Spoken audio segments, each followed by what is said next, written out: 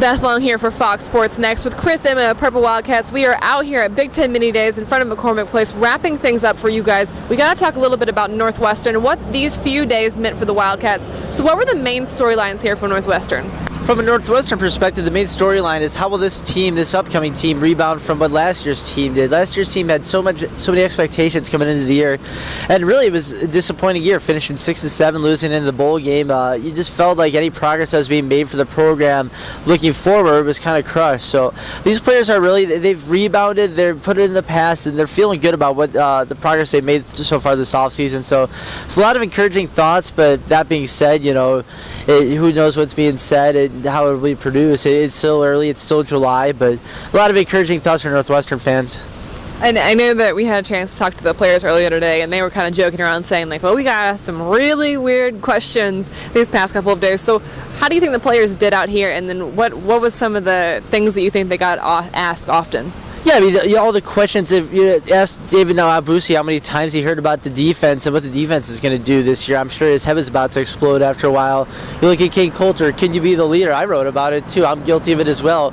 Can you be the quarterback? Can you be the guy? You get the same questions over and over. That's just kind of what the nature of the beast here, what these guys are up against. And poor Brian Mulrow gets the questions about Kane Coulter too, because that's what happens when you're an offensive lineman. So it's the same monotonous thing. You get it for 2 days, and there's a reason why the media days don't go 3 days long. Yeah, if they went 3 days, we'd probably be asleep while trying to do this video. Yeah, I think we're past that point. So, and then finally to wrap it up a little bit, I think that this team doesn't quite have the expectations of last year's team, like you said, but they still can be a pretty good team. So what are your expectations as we head on into camp in the next few weeks? Yeah, last year around this time they were putting up billboards of Dan Person's face along the Eisenhower. You're not going to see that this year. There's nothing to show about these guys. It's not a discredit to them, and it's not like they're being overlooked, like they can't win. But it's just you're looking at a team here that's young, a lot of up-and-coming guys, and they're really out to prove themselves. They don't need the billboards. You're not going to see any billboards of Coulter. Well, most likely you won't. You never know what to expect.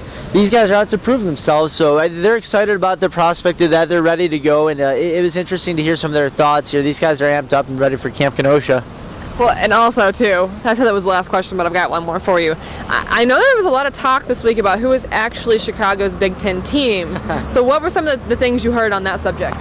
I am writing about that at the moment, actually. You heard a lot of these Illinois guys were saying they're taking it personally. Some of these Chicagoland guys, they're from Chicago. They want to represent Chicago in the Big Ten, so they took offense to that. And some of the guys said it's no coincidence that Illinois won the first game in 2010 once the slogan came out, won again last year. These guys took it personally, so they're looking ahead to this game. They said they already got it marked down on the calendar, November 24th. Pat Fitzgerald said Illinois' Big Ten team, as Tim Beckman would say, is that team down in Champaign. There's a lot of bad blood. There's a mutual respect between the players and coaches, but Tim Beckman said in his opening press conference, you're not going to see him wearing purple, and he means it. They just don't really like Northwestern, and Northwestern doesn't really like Illinois.